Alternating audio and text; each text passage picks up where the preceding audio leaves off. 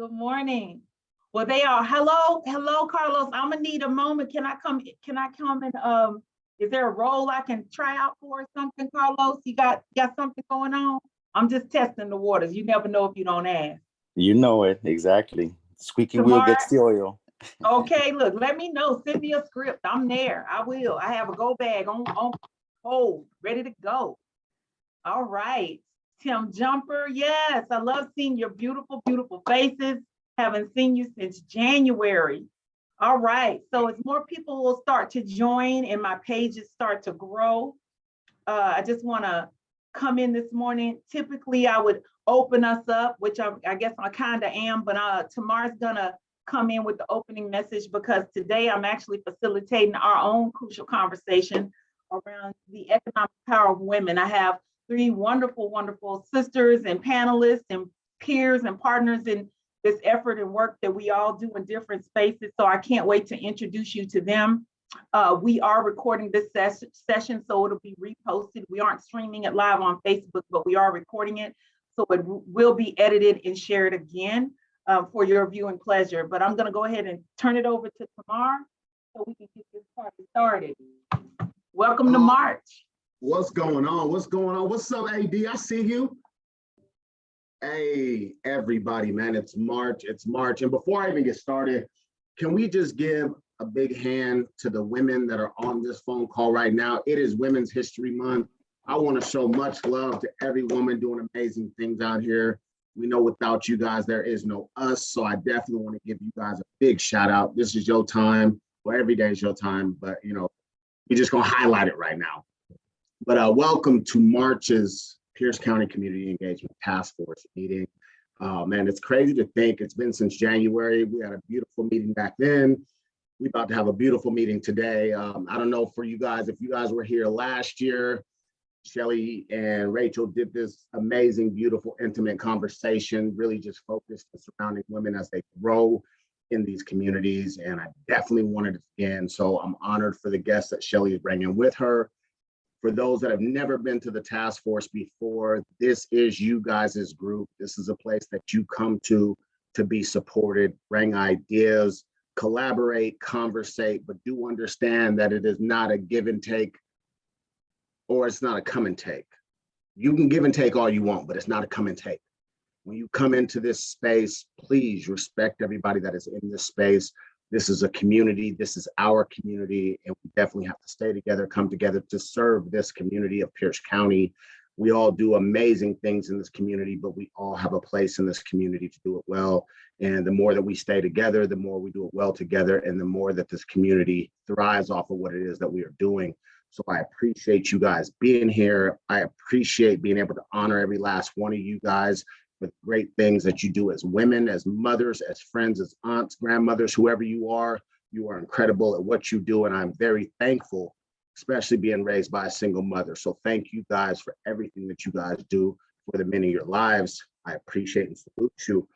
As we get ready to get started, we're gonna do the chat roll call. For those that are on this call, put yourselves in the chat, where you're from, what you're doing, your organization, if it's your first time, if it's not. But also let me know what you're looking forward to this year. Just real quick, what you want to see from you, from your organization. It does not matter. What does 2022 look like for you guys as we move forward? And hopefully, you know what, we can get together and try to make some of them things come true. So please throw your information into the chat.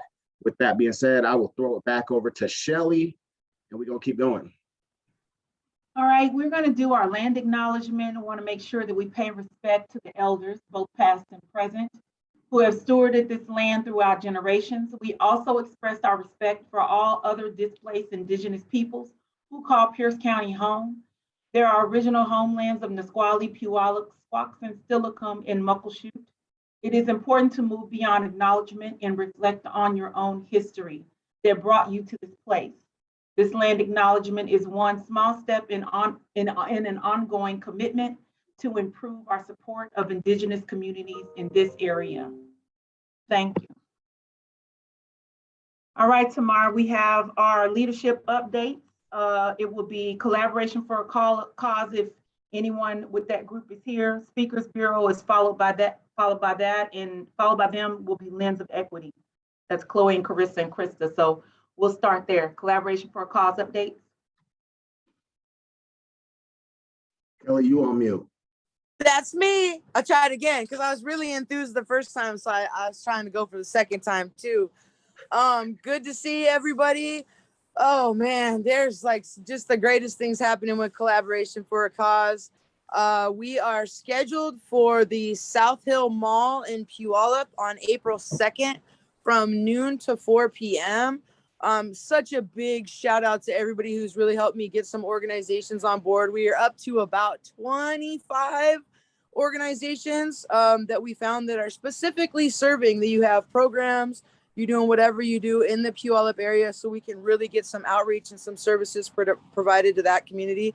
So if you're on this call today and you do serve Puyallup, I just put my email in the chat. Please shoot me an email and we'll get you on board.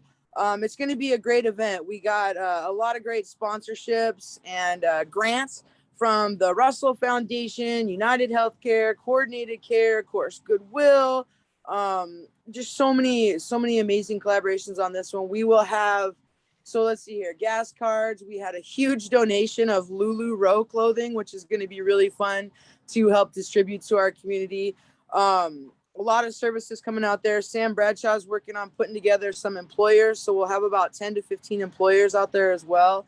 But again, this year is just really about expanding our reach, getting outside of Tacoma. And although we're doing a lot of great services in Tacoma, we really want to expand throughout all of Pierce County. And that's exactly what we're doing. So that is the first event. We have 3 more coming up. And I don't have the dates on hand, but we are doing Frederickson, Lakewood, and the city of Fife as well.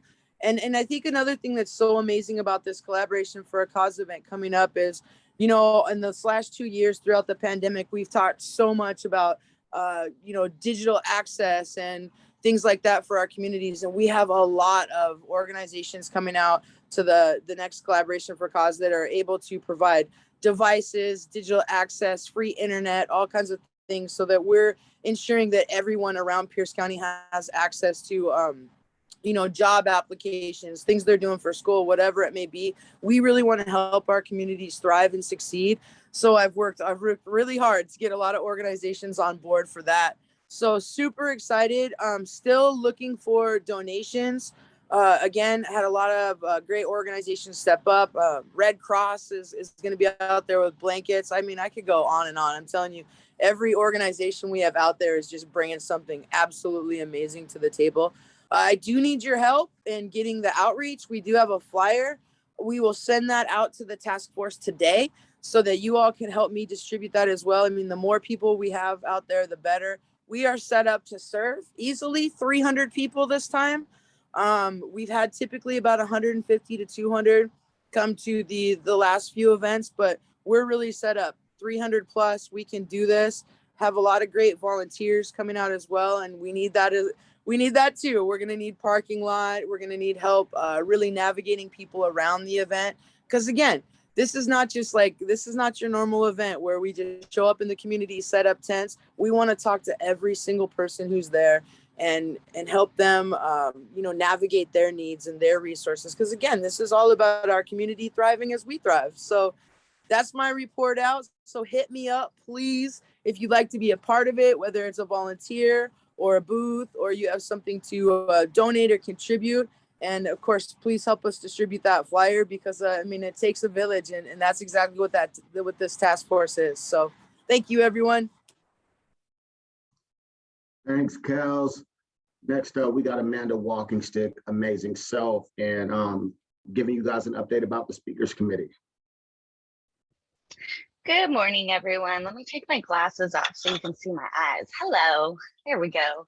So the Speakers Bureau is really moving in a very specific way, and we're looking at the effect we're having on the community and the kind of education we're providing, as well as the action we're inspiring within the community as we speak.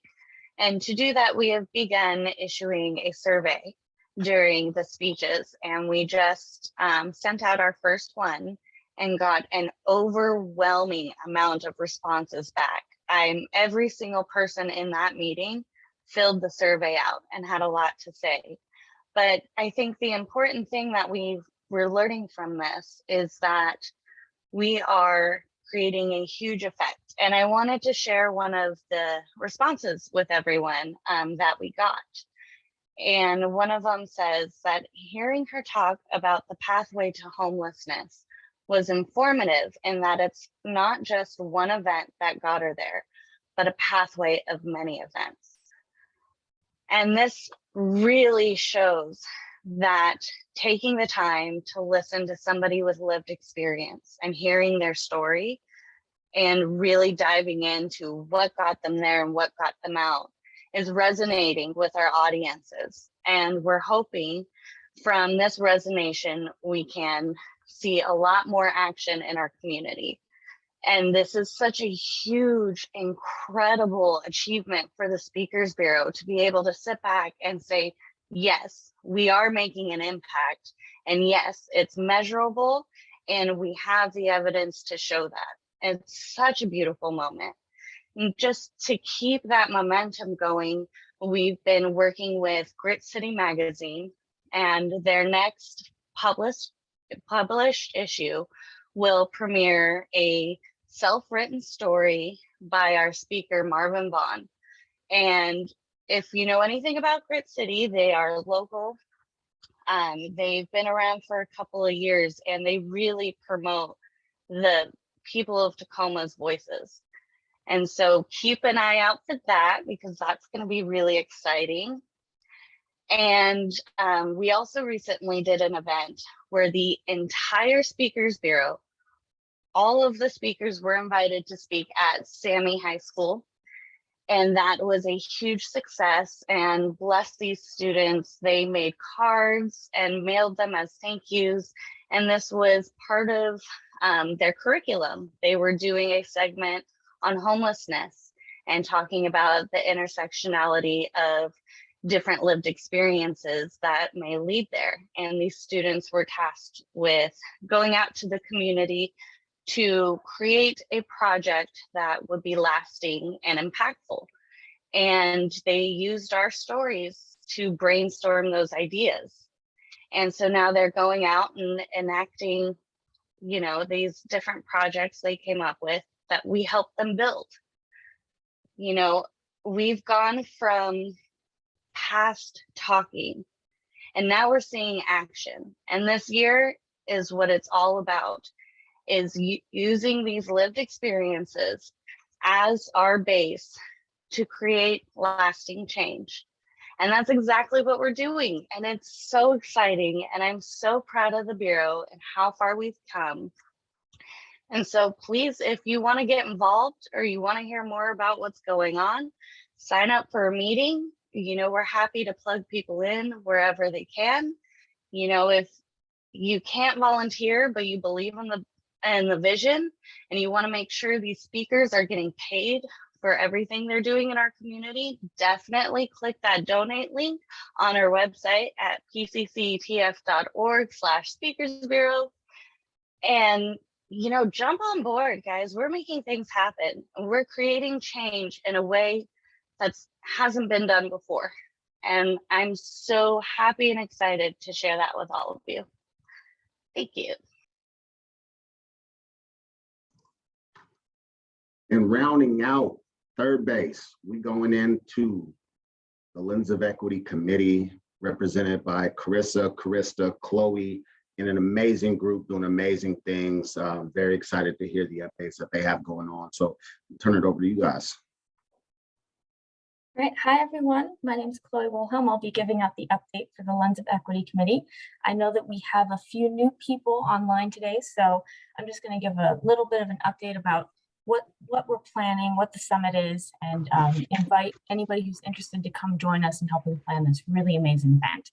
So the Lens of Equity Initiative, as we're working on it now, really began back last year with the Lens of Equity mini-series. It focused on the 4 components of an equitable organization, so people, policy, practice, and promotion. The series covered how promoting diversity, equity, access, and inclusion in an organization and in our community can help serve the people around us, how we can increase access, and how we can just keep that DEAI lens at the forefront of what we do. So to continue this work, the task force started to plan the Lens of Equity Summit. It'll be a full day event, full day summit and conference in early 2023 that's going to provide tangible tools and information to organizations and community members so we can move forward and build those healthy frameworks. So it'll feature keynote speakers, workshops, resources, and really have those tough, honest conversations about what we are doing, what we're not doing, and what we need to do better. Because it's one thing to talk about diversity and what we need to do, and it's another thing to actually take steps to move forward and do something about it. So that's what this committee is focused on. It's a really great group, and I really encourage, if anybody's interested, you can reach out to me, Krista or Carissa, about this committee and being involved. We meet once a month. And we're currently in the process of finding a venue and an event planner. We have all of our topics chosen. We're looking into really expanding what we want it to look like. So I'll put my email in the chat if anybody is interested. And yeah, we're hoping that we can get more people on board to join, because it is a very exciting committee to be on. Yes, thank you so much, Chloe. So, I mean, you guys got it right there. We just ain't somebody that just has a meeting every other month. We ain't putting out a newsletter every other month. We actually doing work out here. And that's why we went to every other month. So we have time to do work. We understand that we are all volunteering. We understand that we all got full-time jobs, but there is a time and space and place for every last one of you guys to get involved with what we have going on. They're all great, but it's not about what we're doing. It's about what we do to give back to this community.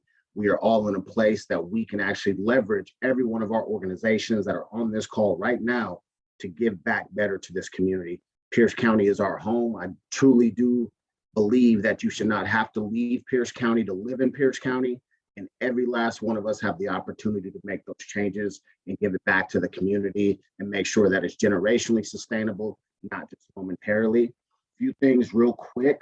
I definitely want to give a big shout out and really highlight this moment and congratulate Amanda, both, and Garrett, because of their hard work, their dedication, collaboration with the LEC of King County. The task force is actually getting ready to hire their first position. That is a full paid position with livable wages starting at $27 an hour. It is going to be a Speakers Bureau navigator. We did that together, y'all. We did that together because of what we're doing and how we believe in ourselves. So thank you so much, Garrett and Amanda. You guys just killed it, and I'm so excited to see where that goes. Also, with the Lens of Equity series or summit, we will be putting out some of those topics, and I'm challenging y'all, man. Put it in. If you think that you're good, put it in. I want to see you guys teaching these classes. I don't want to go out of Pierce County trying to find somebody to teach something about Pierce County and our demographic. So you guys will get that call to come up in here and teach some of these classes and some of these series and keep DEAI alive. This is not a moment. DEAI is real in every one of our lives, and we have to make sure that it stays at the forefront of whatever we do. With that being said, I am honored to sit and turn the reins over to Miss Shelley Willis. If you guys don't know her, she is a powerhouse in this community. She is a powerhouse that advocates for veterans, for women. She's amazing. I love her to death. I'm so excited to what she's getting ready to bring to the table today. I'm going to go ahead and step back. I'm going to enjoy the show with the rest of you guys. And Miss Shelley Willis, I'm going to go ahead and turn it over to you. Thank you. Thank you very much. All right, y'all. Y'all know how we do. Let's rev it up. It's time to have a crucial conversation. And I got all my sisters with me today to have that conversation. Now, we've all been present and accounted for. We know what happened in 2020. Our world stopped. It changed. It absolutely positively changed. Today, I reached out to my sister network and I asked 3 amazing women to join me in this conversation today because I've seen what they've done. I know what they are continuing to do. And I know that they could enrich and add value to our knowledge around a topic that only gets really honestly taps into in March for some reason. We only talking about pay equity and women in March, but just like everything else, I think that it's good that you have a focus moment to honor everything. So if that's the month we get to honor our women, that's the month we get to have some difficult conversations and bring up things that are key for us as women. that is fine with me. And so I thank you all for joining us. I just want to do a couple of little introductions from their bios. I just pulled some keynotes. So we have Miss Amelia Ransom. She is the SPHR, is the Vice President of Diversity, Equity, and Inclusion at Smartsheet. Well, I got some smart folks, though. Just super smart. Amelia has over 30 years of experience building and executing strategy within human resources and business operations in a world-class and customer-centric organization. We have Chelsea Behrens. Chelsea is an engaging speaker and career clarity coach who helps her clients find their unique gifts in the career they love. And as a coach, Chelsea's clients have consistent results going further with their goals than they had ever anticipated. We have the amazing Kristine Reeves. Oh, she has served as Washington State representative, as a Washington State representative from 2017 to 2019. She was inspired to launch the Political Equity Project, focused on providing individual governance, supports, and organizational tools to combat systemic oppression and exclusion in public policy development and political institutions. Kristine is currently an Open Society Foundation Leadership and Government Fellow and attending Seattle Pacific University in pursuit of a doctorate in industrial organizational psychology. I don't even have words, I'm just saying. This is an amazing panel group of women change makers. Thank you, ladies, for joining me. You can all just take your mics off mute. We're about to get into it. So I found an article that I want to read. I asked each one of them to send me some key points. If they could just talk and hone in on some key points, we're going to base our conversation around that. I see the chat is trending. So if I can, Chloe will be tracking some questions.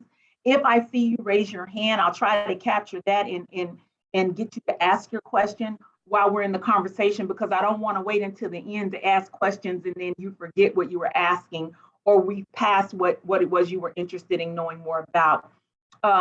So this is an article that was it was in Forbes magazine. It was published by Deloitte. And so bear with me as I go over, read some of it. It says the pressures on women during the COVID-19 pandemic are coming from various directions. So the research from Deloitte Global indicates that the pandemic has seen a confluence of events for many women, namely an increase in their workloads at work and at home. Many are at a breaking point, leaving the workforce in record numbers, but there is a ray of light amid the gloom. Employers that give women the culture and support to enable them to succeed have a more productive and motivated workforce and are likely to report greater retention. The research found gender inequities were holding women back in the workplace well before the pandemic began in early 2020.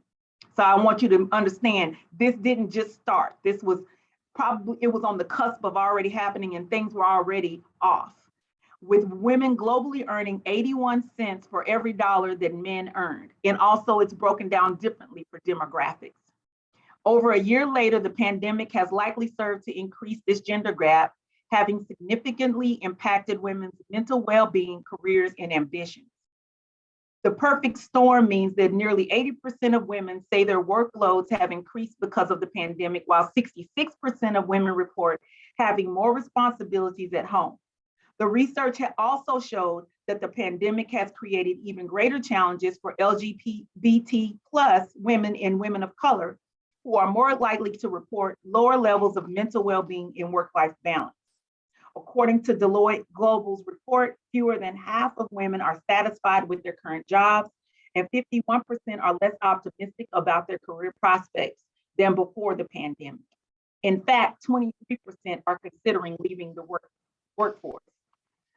Only 1 in 5 women surveyed believe that their employers have helped them to create clear boundaries between work time and personal time during the pandemic. A stark reality is that women continue to face non-inclusive behaviors at work, and these challenges continue. But there is a way to win women back. There is a way to be inclusive, and there are some very key cultural aspects that are critical in order for women who desire to return to the workforce in their way. So let's just start this conversation. I just read a whole lot. There was a lot in that. But I'm just going to kick it off with you, Kristine. Let's start there. Yeah, well, Shelley, first off, thanks so much for engaging in this dialogue and for bringing so many committed community leaders together to talk about it, because you're absolutely right. This is not a new problem that women have been facing. So what Shelley didn't mention is I've spent the last 15 years as an economic developer. And what that really means is I think every single day about how we build economies that work better for working families. I happen to be a mom of a 7-year-old and a 9-year-old. So during the pandemic, found myself becoming, the nurse, the teacher, all of the things that I think moms are in general. But it became very real when my kids ended up, going to school full time from my kitchen table while I'm trying to do office meetings, on my laptop huddled in the corner. Lots of women, lots of moms are going through these experiences. And what I wanted to highlight today was one of the key issues. And I argue very much that this is both an educational issue, an early learning issue, but primarily it's an economic issue. And I want to talk about childcare access.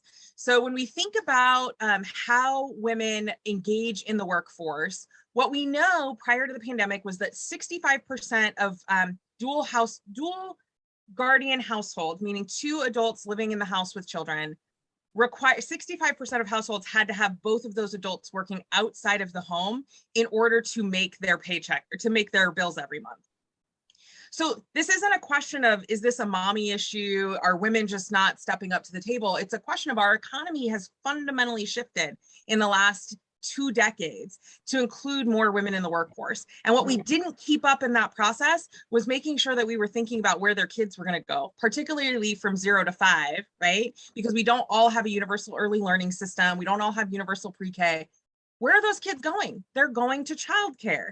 Well, one, we want to get into an equity conversation. Childcare is predominantly run by women and people of color who are paid in Washington, quite frankly, are paid less than dog walkers in some instances. How shameful is that we are paying women, and particularly women of color, less than we pay dog walkers in Seattle to take care of our kids? That's pretty sad. So when we think about this issue, I get really fired up about how we need to reshift the conversation, not to how do we address mommy issues to make it easier for women to be in the workforce, but how do we change our economic thinking to recognize that, and as I say, women birth nations and we shift markets. And at the end of the day, our job here is to be thinking about how women, the power of women, could really be shifting our economic thinking and should be shifting our economic thinking as women are becoming a majority of folks in the workplace. So I'll stop there because I know it's a lot and I could get really wonky about this. But that's the topic that I would love for us to be thinking and wrapping our heads around today. Pay equity, all of those other variables for sure, but I know there's really qualified folks on the panel who are going to be talking about those things too. Thank you. So Amelia, I'm going to come your way for you to kind of follow up on that. I think what Kristine said is so spot on. I would add to that this great resignation we've been talking about is not really about women. And it's such an easy trope. It's so easy to go in our bag and say women are leaving the workforce and to lead with that. But that is not where we should frame this. We should frame this around our values in this country. And so if we have a value of labor, we've seen this statistically. Kristine has probably seen this and has better data than I do. But when we see men enter the workforce in certain roles, we see wages go up. We've seen it with nurses. We've seen it with flight attendants. We've seen that happen. And so when you see women are leaving the workforce, we have a division of labor issue because we don't have pay equity. What those two adults in the home are doing are saying, which role do we need to have work? And in many cases, that's going to be, particularly in hetero couples, that's going to be a man staying in the workforce because he is making more money, and a woman saying, I'm going to stay at home. That is a tradition that we have yet to break. And so when we say women are leaving, we have forgotten to say, because we didn't value your labor, because we don't value your job, you make less. And therefore, your income is more expendable to your family than the likely man in your house who is making more money than you. So that is the equation that many families have gone through. And even that is coupled with a lot of privilege, because you're not seeing widely folks who don't have another option leaving jobs. I mean, who here grew up with a parent that said, don't quit a job till you have a job? Like that was drilled in. I know every Black mother said it. So you have to understand that's ripe and rife with privilege when we say women are just leaving. Women generally are not just leaving, they are leaving a situation that no longer works for them. And it is true to say that the pandemic only exacerbated that, but did not create it. So my final thing, we should not frame this as women leaving. We should frame this as a country not valuing the labor that women bring to the table, and therefore women and families are making a decision that that income is more expendable. So if I hear you right, they basically utilized women leaving the workforce as a way to make it seem like it was just this exasperated thing that all of a sudden just happened. So like we're going to use that to kind of, you know. Well, absolutely, because what we love to say is women are emotional and women are making rash decisions, and it's an easy trope. It's right there at the top of our handbag. Like we can just grab for it anytime we want to. But it's a deceitful and deceptive way, and frankly, gaslighting women and anyone who identifies as women or who stands in allyship with women is gaslighting. That's not the reason we're leaving the companies. We didn't just wake up one day and we're like, I'm tired and I don't want to do this anymore. Absolutely not. Women have saved this economy time and time and time again, and will continue to do so. Women exist only in amendments to the Constitution. Like, don't get me started. I don't even know why. I want to get you started. We still got time, but look, okay. All right, so I'm going to shift over to Chelsea, and I see your comments, Felice. I see you came on camera because Felice says she's over here nodding in agreement so much, her neck hurts. So I see you all. Thank you. Oh, Rashana just shared this book. Okay, we will get to it. Thank you so much, Chelsea. Let's shift over to you and see if we can build on that. Oh my goodness. Okay, Kristine and Amelia, thank you for sharing those insights. So powerful and absolutely true. From my standpoint as a career clarity coach, so I specialize in working with women in tech, and I was in tech myself for 7 years. And we all know there's a lot of inequity in tech as well, just like all industries. And what I witnessed there was the conditioning of men are looked to as leaders, white men are looked to as leaders, white women as well are looked to as leaders. And what I have put as my mission is to, okay, let's take a step back and look at how we can build everyone into this equation. And I've seen this last couple of years as the great reevaluation.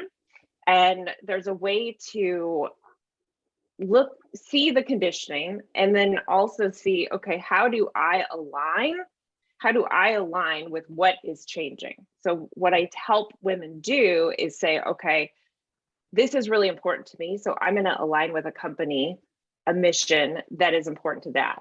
And I want to say here with your organization, the values that I'm seeing amongst you are community, impact, contribution, and equity.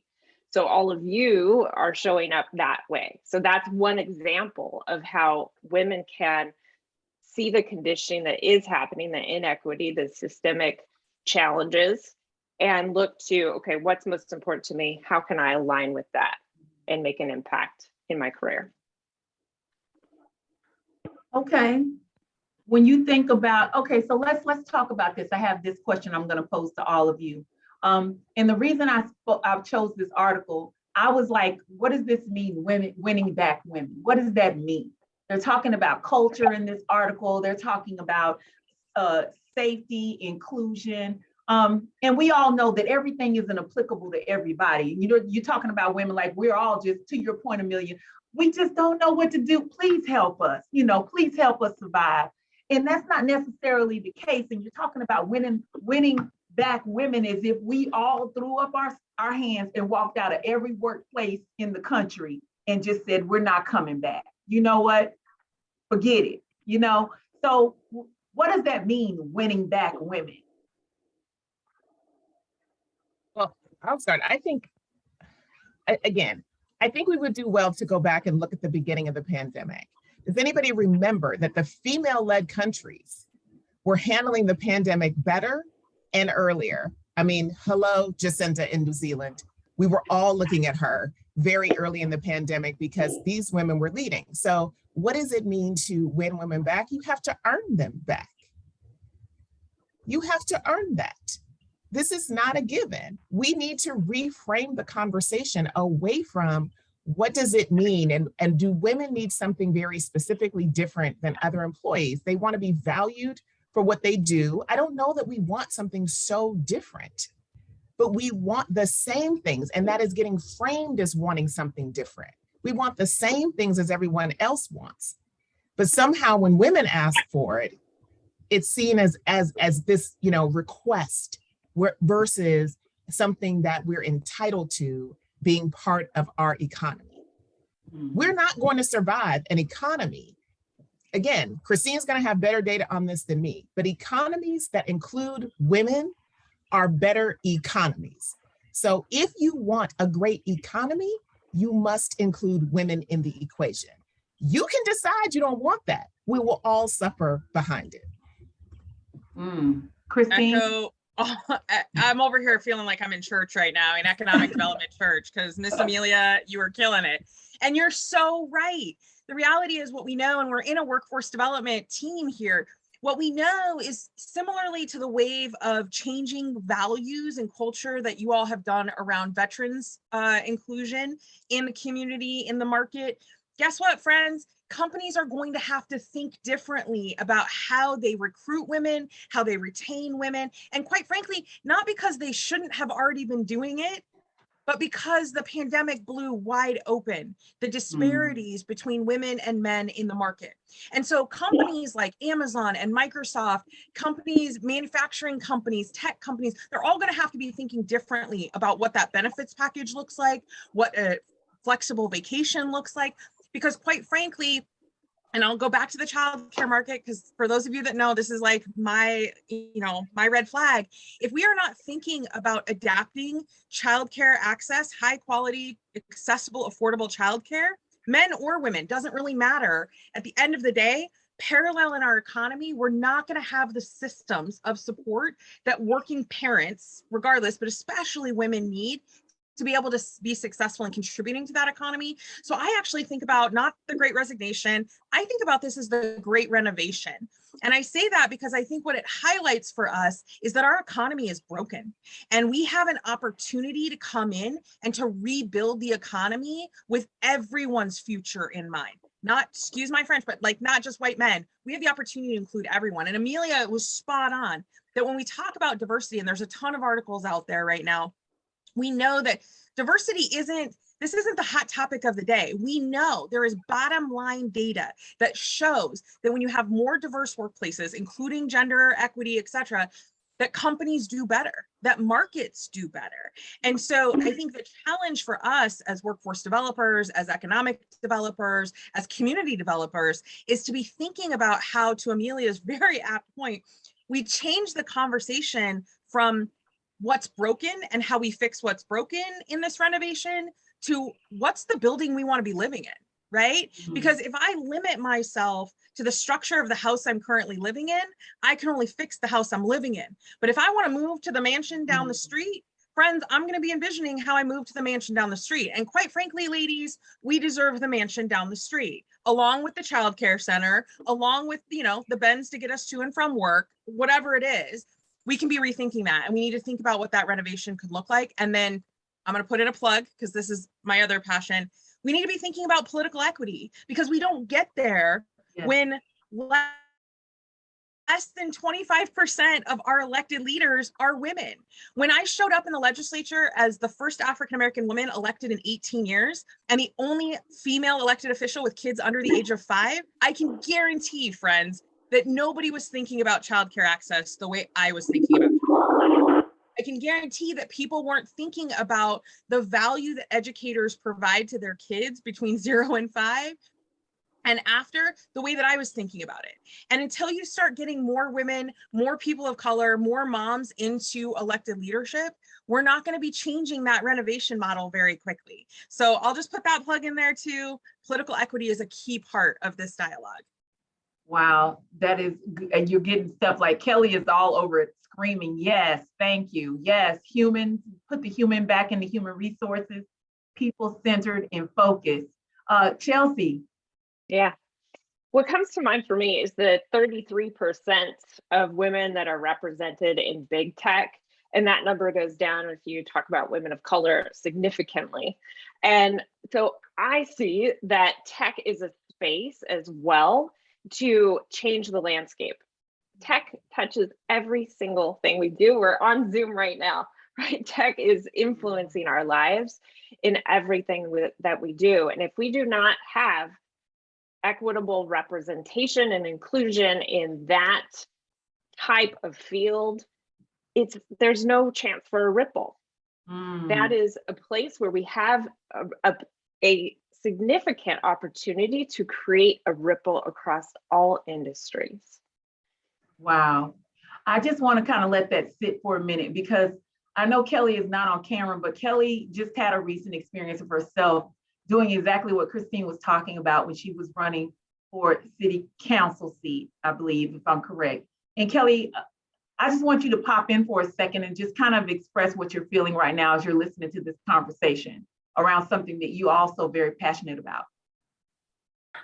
Yeah, 100%, Shelly. And it's, Kristine is absolutely one of my greatest mentors throughout my run.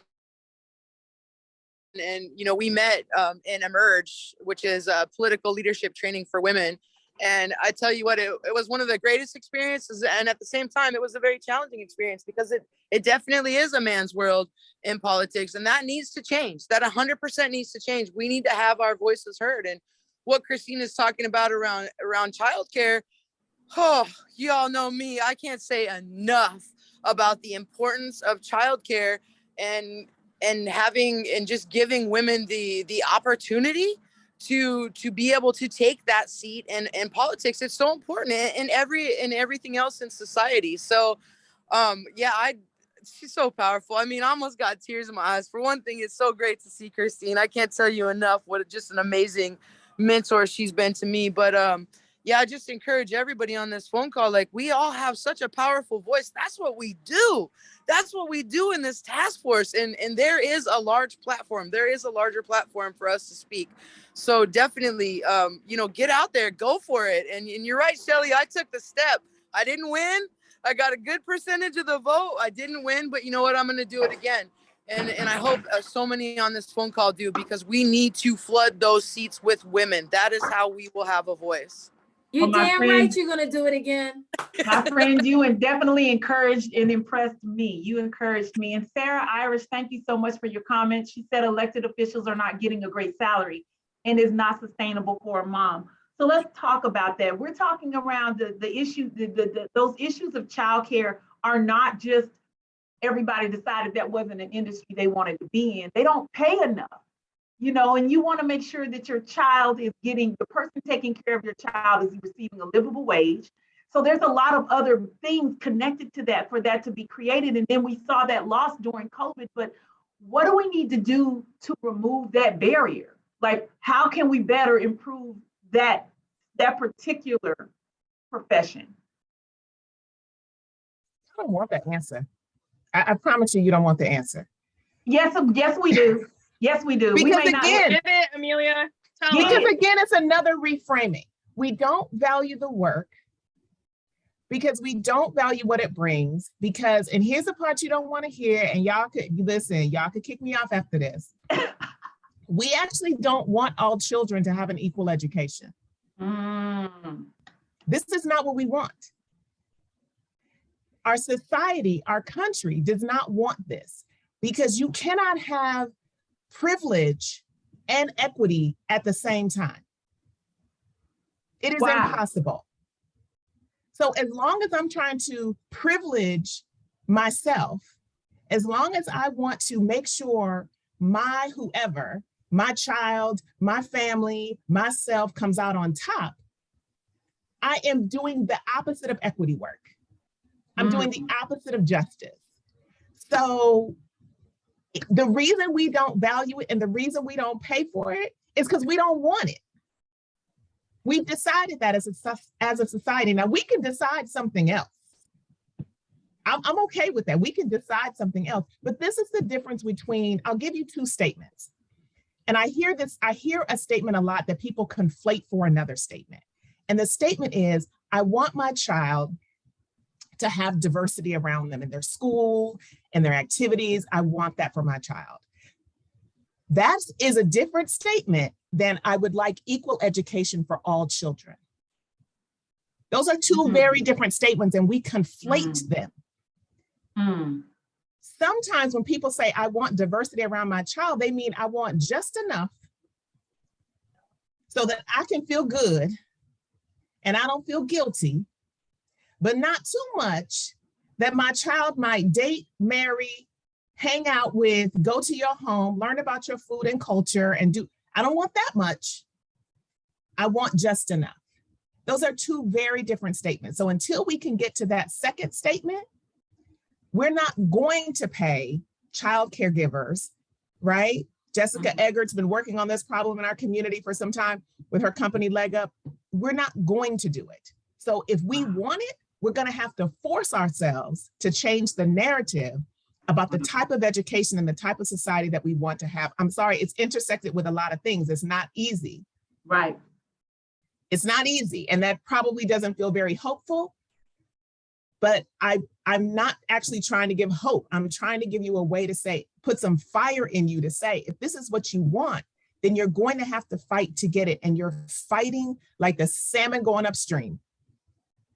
Because the society is not built for us to value that education. There's a reason why mostly women and mostly people of color are doing the work of child. There's a reason for that, because we don't value it. So I'm just gonna stop. I'm gonna pop off because Miss Amelia, I think, just hit all my buttons this morning. So look, with the salmon upstream conversation, and this is where Miss Shelley, you can also kick me off afterwards. I'm gonna take it one step further. Nobody's ready to have the conversation that childcare is deeply rooted in chattel slavery. Nobody is ready to have the conversation that we can get away with not paying childcare providers more because we expect Black and brown women to take care of our children. We can get away with not talking about providing high quality, affordable, accessible childcare because nobody wants to talk about childcare as an early learning educational system. But quite frankly, we know that 92% of kids' brain development happens between the ages of 0 and 5. And yet less than 45% of our kids are showing up to school kindergarten ready, whatever that means, right? So when we talk about this challenge, nobody is ready to talk about the systemic inequities that have been built into this challenge and to reframe that around our values on equity, because if we did that, then I couldn't pay to have a nanny teach my kids. I couldn't pay, in a place where I don't have a childcare desert. I don't know if y'all are familiar with childcare deserts, but there are literally pockets in communities, I live in one, where people cannot find childcare access. So even if they want to, even if they have a job, even if they have the ability to pay for it, and I'll just be candid, if y'all don't have kids and don't know this, I have 2 kids. I pay more to put my kids in childcare every month than I pay for my mortgage and my car payment combined. Let that sink in. More than my mortgage and my car payment combined. So we want to talk about the privilege of home ownership. We want to talk about the privilege of transportation security.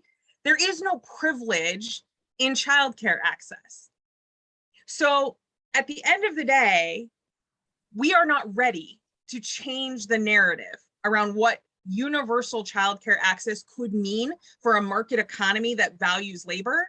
Because quite frankly, until white men stand up and start screaming about it, we're going to be fighting upstream every single day. And I can tell you from a lived experience, that is exactly what happened in the legislature, because everybody framed childcare access in the legislature as a welfare issue. It's about getting some sort of subsidized assistance so that Black and brown moms can go to work. I'm sorry, last time I checked, 65% of people in our economy have to go to work every day, Black, brown, or other. This is not Wow. a color issue. This is not a female issue. This is an economic issue. And we need to change the narrative so that we can Wow. get to an educational system and an economic system that values women in the workforce. And I'm gonna stop there because I'm gonna get fired up. And then I'm gonna Well, you already fired up. Go ahead, Amelia, and then I'm gonna transition to Chelsea so she can get in on this because she's leaning in like she's got some stuff to add. All I'm gonna say is I have a tambourine right by my desk. I quite literally have a tambourine right here, and I'm like 2 seconds from pulling it out. That's all I'm Girl, you better say. pull it out. We are having a whole moment. Yes. Chelsea. Yes. Okay. I have a question. Amelia and Kristine. So there's a lot of talk right now amongst employees about flexibility, less hours, less than 5-day work weeks, 4-day work weeks. How do you see that impacting childcare at all? I'm sorry, say the question again. Yeah, Sorry, Amelia. So there's a lot of talk around changing the workplace structure, meaning that there's more flexibility, working from home, and reducing the work week to a 4-day work week instead of a 5-day work week. How do you see that impacting childcare? You want to pop off first, Miss Amelia, or you want me to? Get it. I don't know where that conversation is happening. I don't hear that conversation a lot, although I hear about the conversation having happened. But I don't personally hear women asking for that. My fear around that is we will do what we've done with, and y'all really gonna be done with me after this, that we'll do what we've done with parental leave. I think parental leave is tremendously important and we should all have more of it. What we have done, though, is we have conflated what birthing parents need and what all employees need and what non-birthing parents need. And so we've seen it go up. We've seen more, as we saw more men take parental leave, we saw it gain greater acceptance to do so, right? And so I fear, and we've conflated them. Non-birthing parents need leave to bond with their child, but that's not the same thing that a birthing parent needs, okay? But we conflated them so that we could get more men to do it, so that more women could have access to it, right? I think, Kristine, you would agree the data support that as a general statement, right? So what my fear is around this work week is we think it creates flexibility and it probably creates more burden if not done well. Because even today, organizations are saying we have meeting-free Fridays. I love the company I'm with. I was there 6 months before I realized we had meeting-free Fridays because I ain't had one yet. Not one. Somebody said, oh, it's meeting-free Friday. And I was like, when did we start that? So I fear that burden will be put where the burden is always put unless we do something to stop that. That burden will still be placed on our lowest wage workers, on folks who, and again, I have a fear about it. I don't think it will solve, it in of itself will solve the challenge we're in front of unless we truly can create more flexibility with that. Because I don't know a for-profit company, and all I've ever done is work in for-profit companies that are going to say, yep, absolutely works for me. I'm just gonna not make so much profit on every Friday. That no CEO ever. I want to get to you, Kristine, but Chelsea, you asked that question, but I want to circle back to you because I still want to hear, you coach women. You're coaching them into connection. You're mentioning collaboration, but when you're coaching these women, are you hearing that recurring theme is that, that's barrier. That's why I want to do this. That's why I'm trying to move forward and doing this. Like, what are the challenges that you're hearing with the women that you're coaching? The recurring theme that I'm hearing is flexibility. Women want more flexibility. They don't want to feel like they gotta, they need to take their children to an appointment, or they themselves have a mental health appointment or something that they need to attend to. They don't want to have to sacrifice that for work. And that has come out of working from home a little bit, and it should not be a sacrifice, right? There needs to be flex and movement in the workday. So that's where that was coming from. Well, consolidating your work week can either add additional stress. Somebody's not gonna win in that dynamic, but I'm gonna get to Kristine. Kristine, I'm gonna let you go because now I'm feeling like I'm about to pop off when I'm supposed to be facilitating. Go ahead. There's a lot of No, stuff I mean, in I the think chat too. Yeah, the only thing I would add to what Amelia said about your question, Chelsea, is I can only express it from my experience as a mom of a 7-year-old and a 9-year-old. My kids go to school at 8:30, but my job expects me to be on board at 8, right? My kids get out of school at 3 o'clock. It takes 25 minutes or so, and I live 7 blocks from school for me to get them picked up out of the school pickup line, right? My workday doesn't end until 5. And if anybody knows anything about legislative session, you know work doesn't actually end at 5.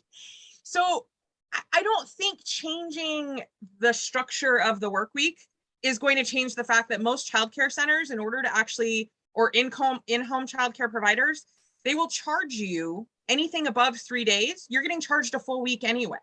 So if we're going to change the dynamic around how the workplace happens, we also have to be thinking about the structure for the economic opportunity for childcare workers, childcare providers, childcare centers to actually make their bottom line need to keep that center open. Because that was the biggest challenge that I ran into. It wasn't that there wasn't people who wanted to do the work of childcare providing, right?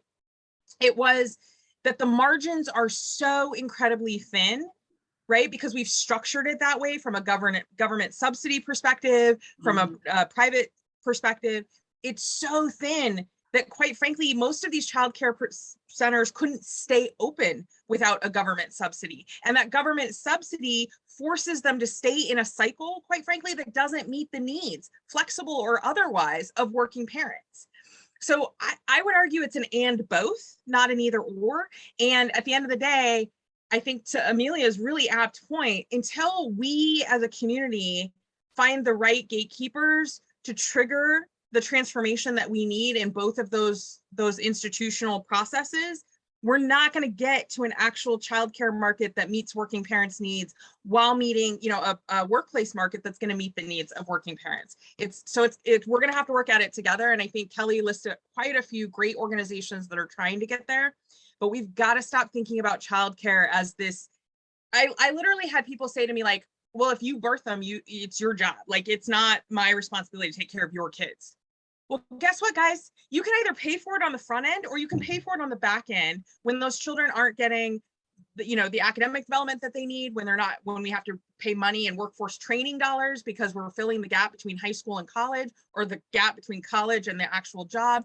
We're paying for it somewhere. My argument is pay for it where it has the best impact and the best potential for a return on investment long term. Yes, add one thing to that. I'm just going to add one small thing to that. Sometimes the solutions we come up with are so that everyone else has to change and we don't.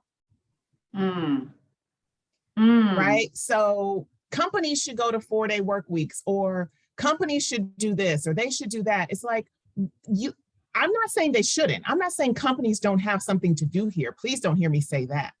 But we have to change. We have to decide we're going to change ourselves. There's something in each of us that needs to change. And then we can push companies to change. But we feel like we've done something, and that's not the work. It's a lot of times, my father used to say, everybody has an answer, but not a solution. So we have to actually work to the solutions, and many of them require us to do work, not just some other entity to do work. I see a question. Thank you, Amelia. Thank you, Chelsea. Thank you, Kristine. Tamar, you raised your hand. I see you have a question.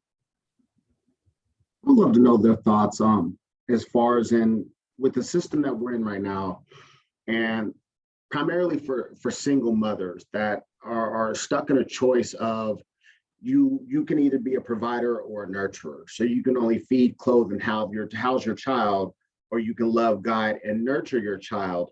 But if you love, guide, and nurture your child, you're considered lazy, or you want to be in the system, which allows you to be stuck in the system, the SNAP, the housing benefit, welfare, whatever that looks like. But if you want to be a provider and be that mother, then all of a sudden you don't take care of your children. This is why Black kids are on the streets right now. They don't have any parental guidance. So what are your thoughts around that? Like just how that system is built? Do you think that that's just something that we're going to be stuck in, or just different ways of looking at it? I've always been curious about it. It's always been something on my mind, especially being raised by a single mother. So just your thoughts on that. It's garbage, burn it down. I like that answer. I mean, I was raised by a single mom too. Let's be clear.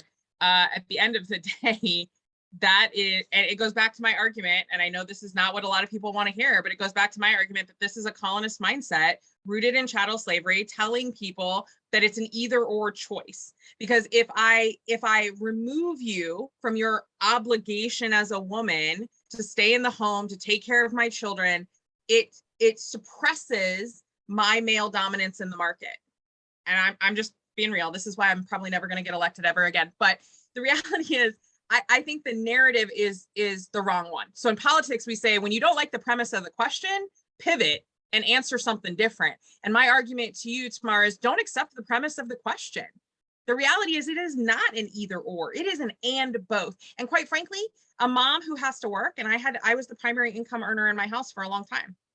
I worked my ass off so that I could provide for my children in a loving, nurturing, accepting way, right? So to me, it's not an either or. I'm working my butt off because I love my children. I'm working my butt off because I want them to have a better future than I did. So to say, well, you know, if you're a mom who doesn't work, that's somehow less valuable. That's like saying moms who don't birth babies out of their body versus through a C-section are somehow not moms, which is an argument I got because I had 2 C-sections. My kids were 11 and a half pounds and 10 and a half pounds. There ain't no way my babies were coming through my hoo-ha. So let's just be clear, but it doesn't make me any less of a mother. It doesn't make me any less of a mother. I guarantee they come home from school every day screaming about snacks, everything else, mommy this, mommy that. They don't care how they came into the world. They just know that I'm their mom. Same thing, right? You don't, Tamara, I guarantee you don't look at your mom any different. You don't love her any less because she had to provide for you. In fact, I'm guaranteeing you love her as much or twice as much because you know how hard she had to work to make sure that she was both loving on you and providing for you. I just don't accept the premise of the question.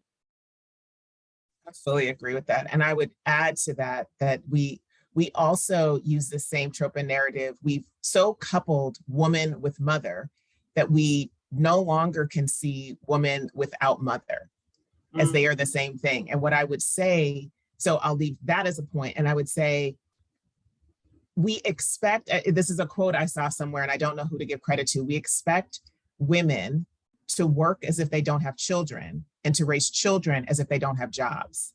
Right? And so we don't expect that of men.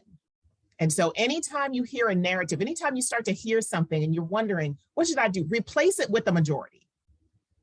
Replace that statement with the majority. Replace that with men doing that. Replace that with men. You don't hear a narrative about men being on SNAP and men wanting to take from the system and men doing that. When we see a man raising his child as a single parent, we're like, oh, look at this father. He's doing the best he can. We just all should wrap our arms around him and help him. Look at Felice's face, your whole face, Felice, just your whole face, your lips just. Right. And I'm not saying we shouldn't. I don't want to take anything from fathers who are doing the same thing. I want that to be the same truth for women. There's not a take here. It's not a zero-sum game. But why isn't that the truth also for women? When we see a woman with a child, when we see a single parent, why isn't it that we say we should really wrap our arms around her and see what we can do to support her and support her children and help provide and be part of her tribe and community? But when we see single dads doing that, that's instantly what we do. We give them an award, put them on a pedestal and give them an award. I'm not here to take the award away. This chat is on fire. I'm trying to get back, thank you. I'm trying to get back to a question that was posed by Rashana at the end of her statement. She asked, where do we draw the line of individuality or individually and community responsibility? Chelsea, I'll let you start to answer that question. Start with Chelsea and then we'll go through. Okay. Where do we draw the line of individually and community responsibility? Whew, that is a big question. Look, while we were talking about the single mother question, I was thinking about a woman that I'm interviewing for a podcast. And what I don't want to do anymore is center the question around motherhood for her. Because in the past I've done that and men don't get asked that question. So for her, I'm changing the question. How do your kids motivate your work? Because it is part of her story. She is a single mother. It's part of her story. So as an individual, I have a responsibility to change and shift. So that touches on that. Community responsibility, we're doing it. We're having the freaking hard conversation, right? We're having the tough conversation. We're showing up. We're contributing to what that is and what we want it to look like. Okay. I think we should look at other ways in communities that we draw lines, right? So as a woman who chose early in life not to birth children, I still pay my taxes for schools and I'm happy to do so. I've gratefully and thankfully not yet ridden in the back of an ambulance, but I'm certainly glad that I pay for them and I'm glad when other people have access to them. So we've decided to make community a part of how we live in this country. We've decided to do that. For whether you like them or don't, we've decided to do that with mask mandates. My mask helps you, your mask helps me. We've decided to do that with vaccines. My vaccination helps you and it helps people who cannot be vaccinated. Yours helps me. We've decided to be part of community, but we decided not to be part of community when it came, frankly, not just to women raising children, but more acutely to low-income women, to Black and Brown women, to those we think don't live the lifestyle that we think that they should live, to single mothers who aren't widowed, we've decided to make these changes and we decide to make these arbitrary lines when we don't make them in other places. So I think we should look to the other ways that we think about community and live by that. We're better served when we think of others and we support others. I'm glad to put children in school because you know what? An educated child is less likely to, rob my house. Someone who has access to that is going to be a great member of society. So I'm glad to pay my taxes to do that. I don't need to have children to think that it's a good idea that my taxes go to pay for schools. I want to thank you for that. I want to circle back. Narendra Yancey has something she wanted to add to Tamar's question that he asked. Narendra? Yes. So thank you, Tamar, for what you offered. And I think I do agree with the previous responses. I think it's not an either or, it's an and. But I want to note, as a child of a single mother who struggled to overcome generational poverty and being a single mother myself, I think that the question of what we give up when we are struggling in poverty, struggling to get out of it, overcome it, it's a question of privilege and resources, and having, I'll say, fought, for lack of a better word, to be in this space where I am now, just in my life in general. I have the privilege of attending this meeting. I've been in meetings with people in this space, and I've said, as their kids are going off and they're making apologies, I have said, if this were me in 1997, I'd have been fired by now. Like, if this was me in 1997, I couldn't hold it down. The kids I had, there's no way. And so I just want to say to you, Tamar, I don't know what your personal experience has been, but I know that my mother sacrificed, our family sacrificed some of that extra time, some of that nurturing time. It's not that my mother didn't show up. It's not that she wasn't there. It's not that I didn't know I had access to her. I did, because she didn't have a wealth of resources. We didn't have social capital like that. We didn't have friends and family. Like, there weren't, the aunties and the neighbors and so to babysit. So if my mom was tapped out of from working, right? She was tapped out with all of us, right? So to some extent, there were limits to her capacity because it was one person doing all of these things.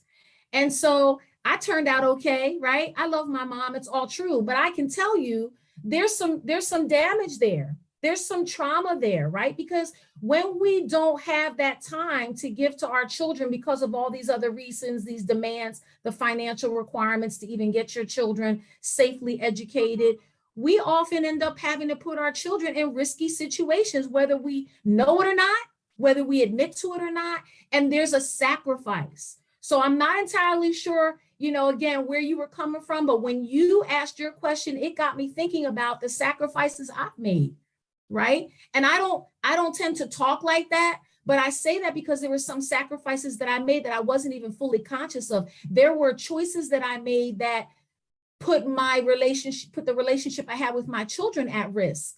Now we're all okay. They tell me, Mommy, you did a good job, right? But I also know children are resilient for the most part, right? They keep coming back. They love you through all your mess. And so they're going to say, Mommy, it's okay, because they want it to be okay. But the reality is I got to own where I didn't make good decisions. I have to own where I did my best despite, right, my circumstances. So I just want to validate that, because I think that, there's some moms who can't be on this call because there's just not enough time in the day. There's not enough energy in the battery, right? So I think that it just depends. Some of us have no money, but we've got social capital. Some of us have family members, but we got no job, or we got a job, but we have no, it just depends on what your resources look like. And I think there is a price to pay. So yes, you do the best you can with what you have, but you can't be all things to everyone, and you can't do it all the time. There's just not enough. And that's one of the lessons we are passing on to our children. Right? There's a cost to this that goes way beyond economics. So I don't know, my heart was just telling me not to let that go and to share that with you. So thank you all for that. Oh yeah, no, and I appreciate all you guys answered. And I may have said my question wrong. I was more or less to where I hate the narrative for single women to where it's just like, you don't do enough. I know my mom grinded her behind off for me. I know that. I know the times that, when she worked those 3 jobs, I knew I had to sacrifice to stay up early or get up early or stay up late to make sure that she knew, hey, I appreciate what it is that you're doing for me. I just never liked the narrative, in society that women aren't doing enough, but they're not understanding that they're doing more than honestly what men have to do. I know Amelia had said it prior, as a single man, you get love all wrapped around you. As a single woman, you're expected to do so much more. And then it's questioned on, why did this happen? So yes, definitely, I appreciate all the responses. They were absolutely amazing. But mine's more of, it wasn't the fact that my mom wasn't there. My mom's everything that I am is because of my mother. But the narrative that society puts on women that have to do both, and they don't have the options to do others. Right. That's all I was saying. Right. Well, I'm one of those people, when people say you can have it all, I know this isn't that meeting, but I push back and say, I don't think you can. I think that's unrealistic. I think you have to decide what your priorities are, and I think you should go for it. But I think it's kind of unrealistic to go in. You don't know how, and I'm not speaking for you, I'm speaking for me. Going in as a college educated person, but still not being clear about what the childcare scene is, not really knowing how much it's going to cost me, right? Having a couple kids, trying to get in it and being like, oh my God, how come I didn't know all this, right? And so to some extent, yes, it's about being informed, it's about advocating for ourselves, and it's also about, you're right, what about the men? Right? What happens there? And you're right, they celebrate single fathers, but there's not a lot of support for them either. And fathers who want to get in there, who want to accept responsibility, who want to be the dad, the system is sort of stacked against them. At a certain level, it gets better for them potentially, because there are some advantages, but I can tell you again, it depends upon where you're coming from in terms of privilege. If you're someone who's struggling economically, and if you're a brown person, nobody cares that you're the single there trying to keep it together, you're going to struggle, and you're going to struggle harder, because that empathy they give to women who have babies is a little bit different. Be a young Black male trying to do the right thing by your Black children. Good luck. Good luck. Yeah. Oh my goodness, this is so good. I'm looking at this chat. The chat is on fire. It's all kind of comments in there. Ladies, I don't know if y'all see anything in there you've seen you want to dial back to, but one of the things that Chelsea, one of her key points is something I kind of want to pivot to, and I know this is going to be real good. It's around that fright, flight, or fear. Fright, flight, or fear, that mindset. Women have economic power. What I do believe is that we have economic power. What I also believe and understand is we don't know how to use our power, or are not all educated enough or empowered enough, or we don't collaborate enough to drive all of these initiatives, all of these thought processes. And so when you're thinking about like where you stand in that space, how would you, and I'll start with Chelsea, how would you address that fright, flight, or fear mentality? Like, if there's got to be a fight, there's a flight, there's a fear, but there's got to be something in there. Like, what are we saying in this conversation? How are you going to shift that? Okay. All right. So bear with me here as I get a little geeky on the brain. All right. In the mind. Okay. So we have what's called neuroplasticity in our brain, which means that we have the ability to form new neural pathways. And when we go to do something new that we're maybe not as excited about or unfamiliar with, we're uncertain with it, we go into that fright, flight, or fear place because our brain is saying, what are you doing? My job is to keep you safe. And we have the ability to build new neural pathways. And where this comes into going forward is I have a lot of women that come to me and say, Chelsea, I need to have confidence before I do that. I need to be confident before I go for that. And it's really, confidence comes from action and leaning into courage. And courage is not without fear. Courage and fear go together. And so as you take action, those neural pathways start to form. And what that means is your brain starts to fire more rapidly with that action. So that's what I was talking about there. So as you go forward with action, the confidence builds. The confidence doesn't always come before the action takes place. Okay, Kristine. Yeah, so I'll just start with one. I'm super triggered by fight, flight, fawn, fear, as somebody who grew up in a very like traumatic situation. Fight or flight is very real, particularly I think for a lot of, I'll say Black and brown kids, but all kids that go through trauma. I think what I'm struggling with in that question is when I hear fight, flight, fear, and I apply the lens of women, or folks who identify as women, what automatically comes to mind is if I fight, I'm too aggressive. If I flight, I'm too emotional. And if I fear, I shouldn't have been here in the first place. So when I think about how best to answer that question, I think it's recognizing that and I'm really glad that Amelia started this conversation around values, because I think the biggest growth moment, I'll just say for me as a woman in leadership, as a woman who's fighting for my kids' future, as a woman who cares about my community, I had to get over, and back to Tamar's point, not accepting the premise of the question and saying, if I fight, particularly as a woman of color, and you think I'm aggressive, that's on you, that's not on me. Because if I were anybody else doing that, if I was my husband who's a white man doing that, he'd be lauded as, the CEO, right? The leader. He's got leadership potential. Kristine's just an angry Black woman, right? If I flight and people say I'm too emotional, that's on you.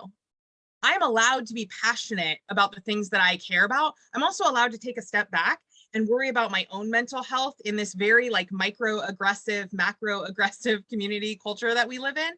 It's okay for me to provide some self-care and to flight or step away from these situations, recenter myself, and come back to the fight, right? And when I think about fear, I think we oftentimes assume that to be afraid is a weakness.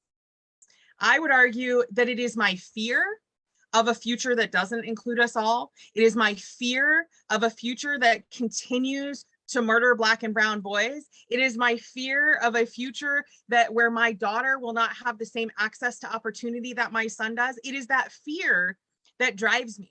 And so I think it's not accepting the premise that fear is a bad thing, because fear can be an incredible motivator to fight for the things that we care about.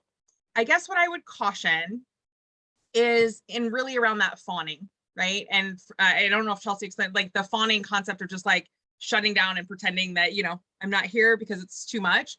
I think, again, there's a premise that when women fawn, right, that we're unwilling to deal with whatever's going on in the room, whatever's going on in the situation, whatever's going on in the community. I would say after 2 years of a global pandemic, where I'm both, you know, a provider and a nurturer and an educator and a nurse and all of these things that society expects me to be, it's also okay for me to fawn for a few minutes and say, dang, that was hard. I need a few minutes to just lay here and pretend that the world's going to exist without me, because it will. But if I want to stay in it, I got to protect myself as well and take care of my mental health. So that was probably a very like disconnected, disjointed response, but that was what kind of popped into my head when you guys asked that question. Oh, that was good. Amelia. That was so good. Both of them, so good. I think one of the things I would say, and I think I speak for other people, but I will definitely speak for myself, is we've made trade-offs about that, right? We've made the trade-offs. I mean, I've consciously made the trade-offs. I know who I am at this point. I know what I want to fight for. And I know that my fear is exactly rooted in what Kristine is talking about. I fear every day that I'm not doing enough to make the world better for the people that come behind me, and frankly, for myself as well. But I know who I am. And I remember once getting a piece of really constructive feedback about how I show up. And I was like, I appreciate that. But what you don't understand is I've made my peace with that. I've made my peace with that. And I know that not every opportunity is going to come my way as a result of it. I've made my peace. I've decided what the cost is, and I'm willing to pay it. But I earned enough either political, social capital, in some cases, just flat out money, to be able to make that choice. And I make it, and I stand in it. And I understand that my path is not going to be everybody's path. There are plenty of things people are like, you should be doing this. That's not my ministry. That's not what I'm going to be doing. So that is the thing, but those are trade-offs. Let us be clear. Sometimes those are really clear trade-offs, and you are making them. And as women, we are making them every day. So even as Chelsea and Kristine and I might sit here and it sounds like we got it all figured out and we got it together and all of that, baby, listen, I'm real clear right now, but there's privilege associated with that. And I'm clear about that as well. I've earned my way to a level to be able to say no as a complete sentence. I've earned the right to be able to do what I think is best and right. And I have a creed and a motto that I live by that may not be right for everyone. I am in service of being better. I am willing to put down a poor idea or an idea that was good at one point for an idea that is better today. So that is who I am. But that fear, flight, all of those things have been present in career and present in life for all of us. But you're going to have to make some choices there. You will have to. And I think that Brenda talked about that. You got to just kind of be okay with the bad choices you made that you thought were good when you made them, or you didn't know fully what they were when you made them, and give yourself some grace around that. That's okay. I think all of those things are going to be important to moving forward. Look, Michael Jordan said, fight, flight, and freeze. Listen, you might have to Kenny Rogers that. Know when to hold them, know when to fold them, know when to walk away, know when to run. What I love what I'm hearing, and you know, you even just said it so good. It's like what is your, I always like, what does your accounts look like? What do your capital investment accounts look like? Your social capital, like you, I know I've earned that. I like this account is high right here. I know I've earned it. Even when people don't want to give it to you, they got to give it to you. You know, you're sitting here in that moment where, you know, I have social capital. And I think when you think about it in form of like the social change, the theory of change, when you think about what social capital really means, sometimes that currency is even more, it's even better than financial currency. And so you got to know when you want to tap into that account in order to make your move. But what I also think is we as women don't have to compromise. So let me continue to facilitate. Woo, Jesus. Okay, Norinda, you took your mic off. Somebody's hand up. Phyllis, I see you took your mic Yeah. off. Do you have something to say too? Yeah. I did, and the more I listened, lost what I was gonna say, which is good, and that's okay. So if it comes back to me, I'll put my hand up again. Okay, okay. Phyllis has had her hand up for a while. Let me get Norinda. Let me get Phyllis because I think I saw her, and I want to make Do sure. that. Go ahead. Thank you. You know, I keep thinking about this from a whole different angle. And I mean, I'm so impressed with the speakers. You know, it's like such good air to be in.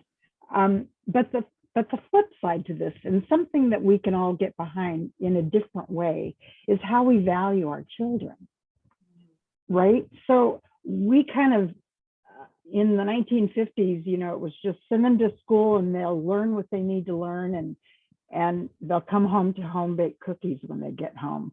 You know, we need to understand that the children are our best resources.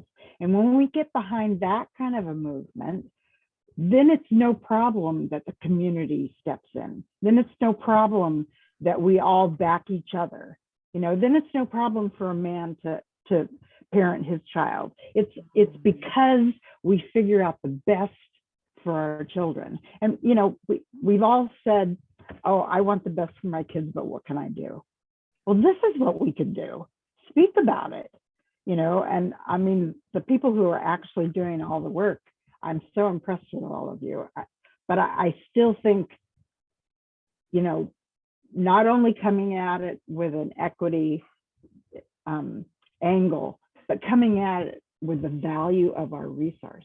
I mean, that's what's going to pull us all together. And if we value the children, we're going to make sure they all get a good education. It doesn't matter where they come from or what street they live on, you know, or what color. I just feel so strongly in that. You know, I was widowed with Mike and left with children, but they were a little bit older.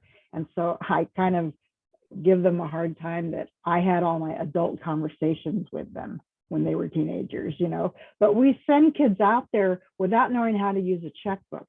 Without, you know, you've probably never even discussed politics with your kids, you know, and they should come out when they're 18 and told they're an adult, that they have some skills behind them, because we want them to be the best they can be. So the value of children is just, you know, I don't see, we never paid teachers enough. We never paid, you know, the whole stream. That it's just kind of like, you send them to school, they're there while I'm working, I won't worry about it. They're going to learn something. Well, they're not. We're finding out they're not.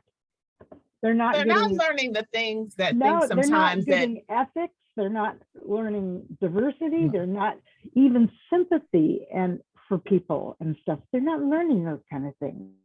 You know, we used to all go to church in the 50s and stuff, you know. Well, that's, you know, a different option that we do in families. So where are they learning the kindness? It has to be from us. It has to be our examples. Thank you. Thank you so much, Phyllis. To that, I will say ministry starts at home. Yes. Yes. And in the community. One of those things I think we have to, I think you raise a really good point. And what I would say is, our children are not as resilient as we think they are. Otherwise, we would not be paying mental health specialists a whole boatload of money right now. Our children are not as resilient as we like to Right. believe. Yeah, They just need- aren't. And that is sometimes not a result of bad decisions that we make. Let me No. be very clear about that. My mother passed when I was 16. I think every day about how I might be different had she lived. So that's not about a bad decision. That's just about, you know, the sheer nature of raising humans. But I think also, Phyllis, to your very well point, I think we aren't having the conversations that we think are happening somewhere else. And so we saw this a lot. We see this a lot, particularly with race relations in this country, where we aren't telling our children proactively about how we might feel about inclusion or diversity about other races. So they're not hearing it. And we think the absence of the conversation and the fact that maybe we don't say the N-word at home means that we're not a racist family. And then racists get a hold of them and start to talk to them. And they have nothing that they've learned at home to rebut that with. Yeah.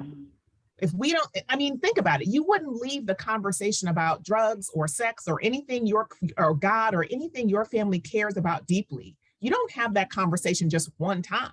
You have that conversation many times over many light conversations and deep conversations. You have many of them, but we're not talking about some of the things that really we need to be having conversations about until it's too late. Right. Empathy, everything. I mean, yeah. It's Wow. exactly.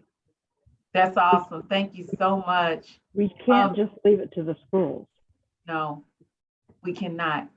And Narendra? it starts with good childcare. I mean, that 0 to 5 is such an impressionable time that if we don't have that good childcare that anyone can be a part of, we lose out on creating those special people when they get older. Thank you so much, Phyllis. That was really profound, everything that you have shared. Thank you for sharing. Thank you. Narendra, I want to circle back to you before we wrap. Thank you. I love listening to Phyllis. She always gives you something else to chew on. So let me get back to when you talked about what we have in our accounts, right? And then Phyllis was talking about the learning and being prepared. And so there's a bit of a cycle there, because I would say if students had better experiences in K through 12, more of them would want to be educators. More of them might actually know a little something about what it means to engage with youth, right? And then maybe there'd be more respect, more regard for education, and so on and so forth. But thinking about our accounts, right? I think about how long it has taken some of us to realize who we really are.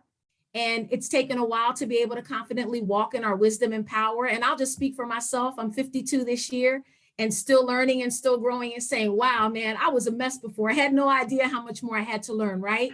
So I know this is not the very end of the meeting, but I'm going to make a personal request today that everyone on this call, if you can make some time in your life to be more intentional about reaching out to and supporting young women leaders so they can develop that social capital and confidence early on in their careers more quickly than maybe we did. So there's more potential, not only for us to support each other, but also for them to begin to pay that forward. And I will tell you, I learned that lesson during my darkest days when I had nothing else to give and no hope. What I did was I focused on gratitude.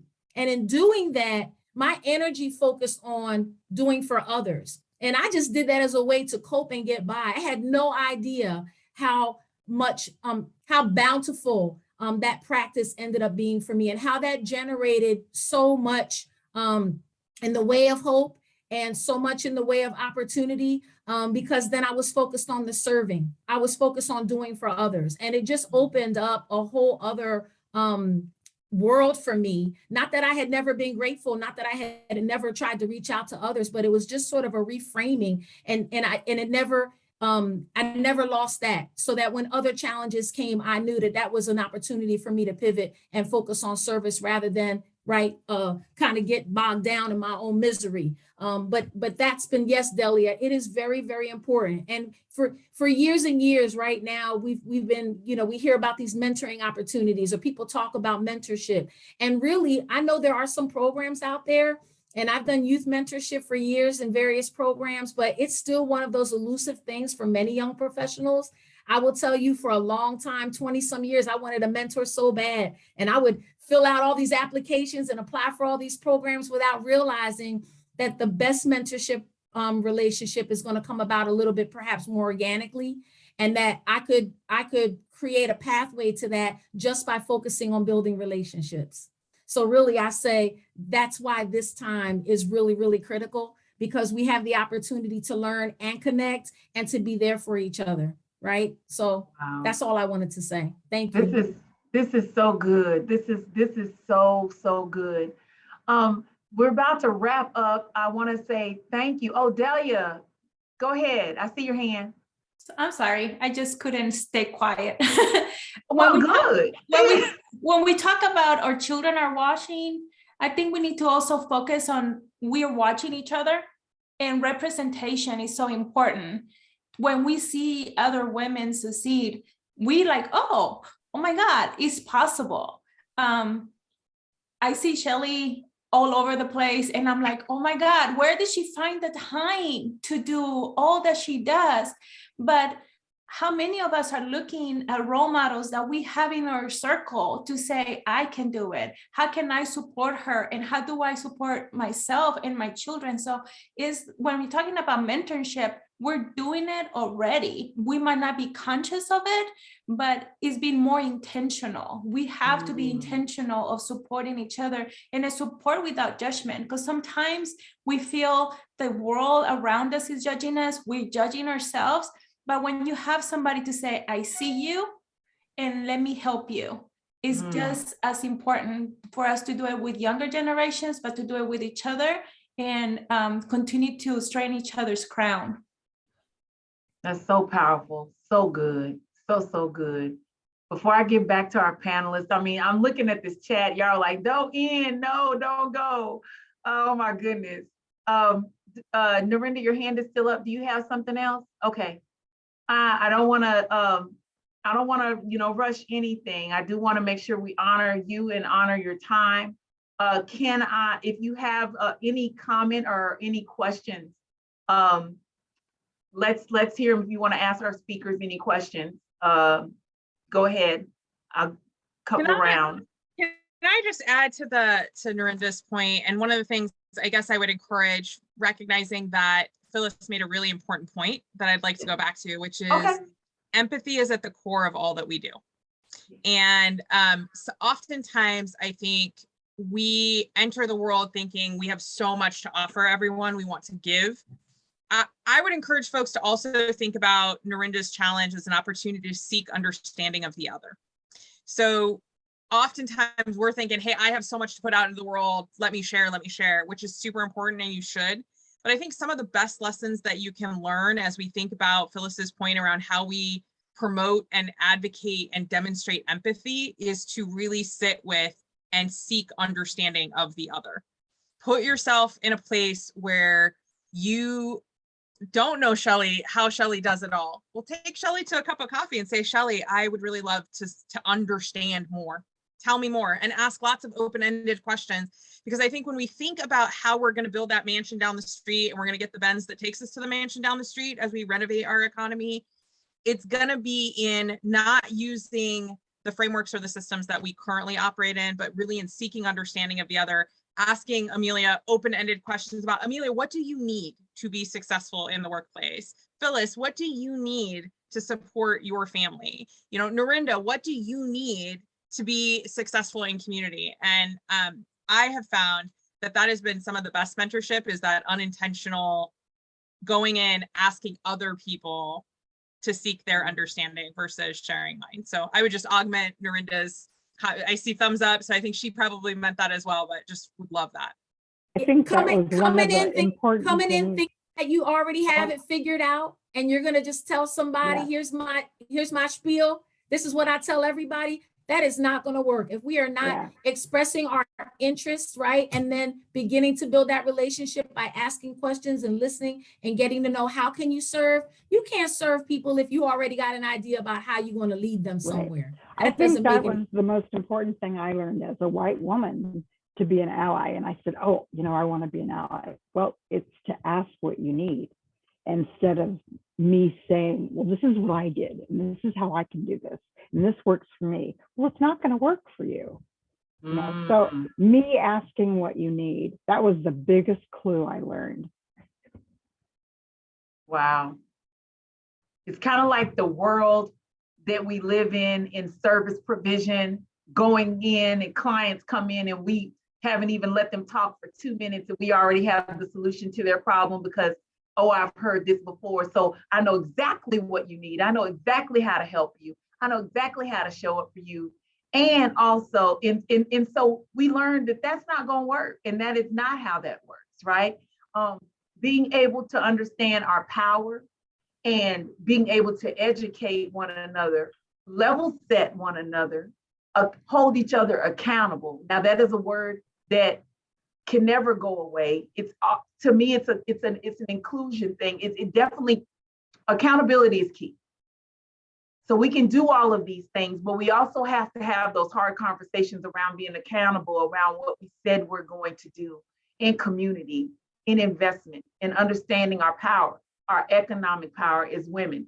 So we have to live in a space of accountability that definitely allows us to move forward, but make sure that we do the things that we're striving to do it. And those things may not always be easy. Man, this is so good. Okay, so let me get back around to, I see Carol. Thank you, Carol. Thank you, Carol, for being on today. Chloe is going to share out in an email after this with the recording how you can connect to all of our speakers, their social media platforms, websites, and things like that in a comprehensive email so that you can get that. But I just want, if you can leave us with one thought. I'll start with Chelsea, then Amelia, then Kristine. Let us have it if you could leave us with one thought for us to move forward. Chelsea, you first. I love how this turned into a conversation because what I do as a coach is I leverage questions. I don't come to the table with answers. So I appreciate this conversation. And what I want to leave you all with is that we all have relationships that can continue our community. So what I challenge or invite you to do is think of one person that you want to connect with that you haven't yet, that will expand your community, and do that as you wish. That would be what I want to leave you all with. So thank you so much for having me, and I look forward to connecting with you.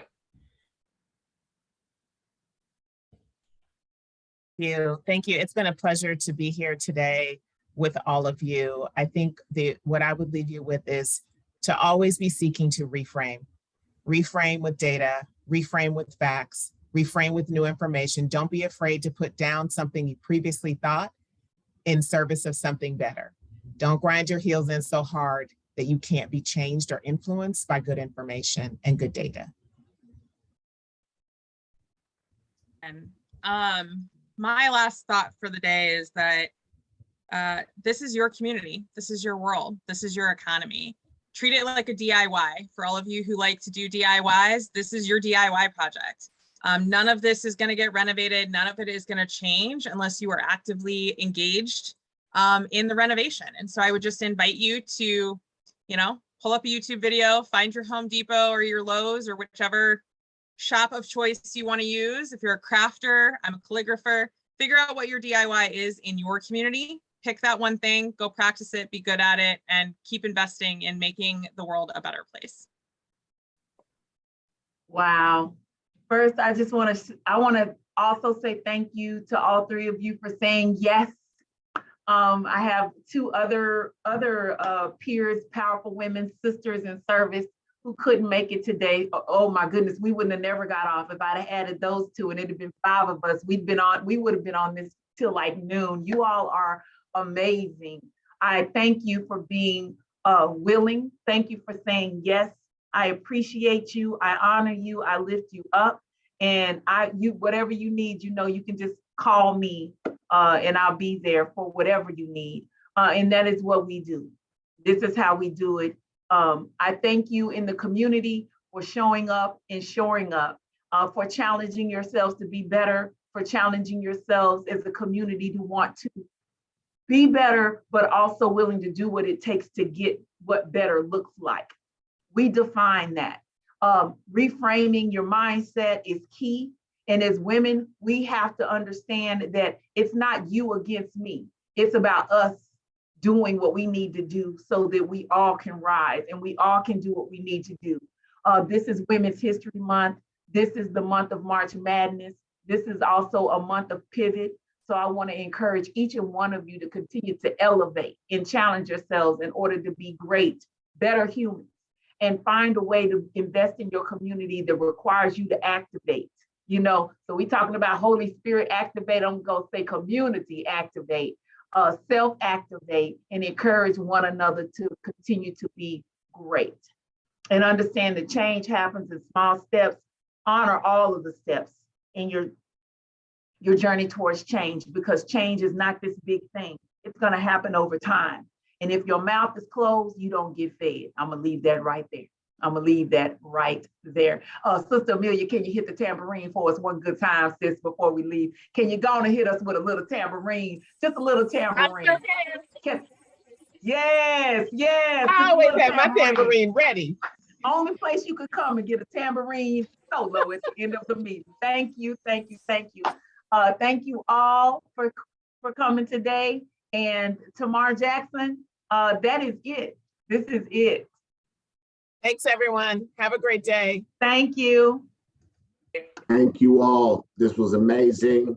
If the leaders can stay on for a quick second, guests, you guys are more than welcome to stay on if you have the opportunity to. Everybody else, thank you all so much. I hope you enjoyed it. Absolutely incredible. Man, much to think about, much to think about. We will see you in May.